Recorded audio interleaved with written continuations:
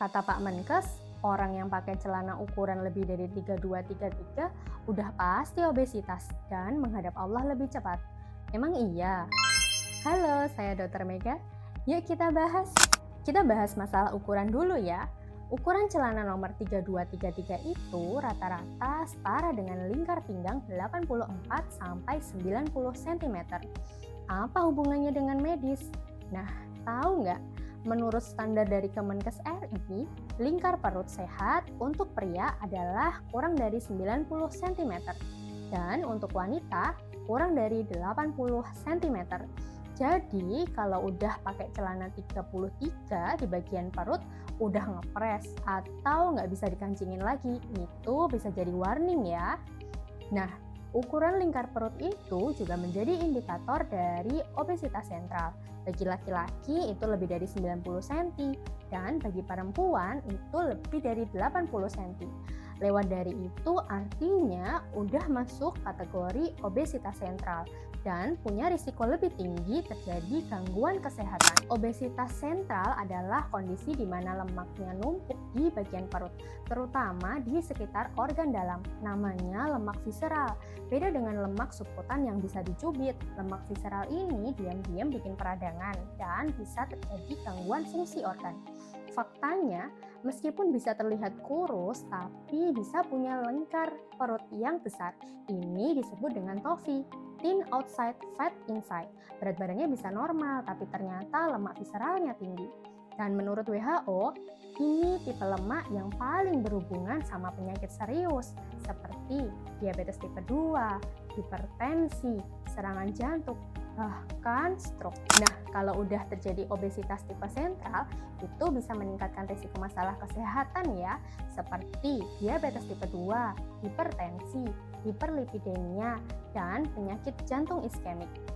Menurut PABDI, obesitas sentral itu punya hubungan kuat sama sindrom metabolik, yaitu gabungan antara tekanan darah tinggi, gula darah tinggi, kolesterol yang tinggi, dan perut buncit. Kenapa? Karena lemak visceral bisa ganggu metabolisme insulin, tekanan darah, dan kolesterol.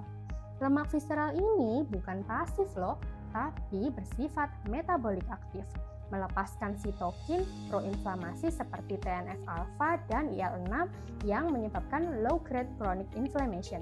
Inilah yang memperberat resistensi insulin, meningkatkan tekanan darah, dan memicu disfungsi endotel. Data dari Riskesdas 2018 menunjukkan obesitas sentral terjadi pada 59,2% wanita dewasa dan 31% pria dewasa. Bahkan pada usia muda 25 tahun sampai 45 tahun prevalensinya makin tinggi dan meningkat di kota besar seiring dengan gaya hidup yang sedentari dan pola makan yang tinggi kalori. Prevalensi obesitas sentral justru meningkat dan paling tinggi di kelompok usia produktif yaitu 30 sampai 50 tahun. Cara ngukur lingkar perut gimana? Gampang banget. Kamu tinggal ambil meteran baju dan ukur lingkar perut kamu. Ukur di tengah antara tulang rusuk bawah dan tulang panggul atas. Jangan tarik nafas atau ngeden ya saat pengukuran, terus tandain dan catat hasilnya. Idealnya, untuk pria kurang dari 90 cm dan untuk wanita kurang dari 80 cm. Kalau lewat standar gimana? Tenang, artinya kita harus waspada dan sinyal untuk mulai bergerak dan memperbaiki gaya hidup.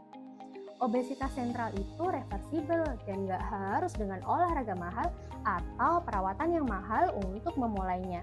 Kamu bisa makan lebih mindful, artinya kurangi gula tambahan dan makanan ultra proses ya. 2. Gerak tiap hari.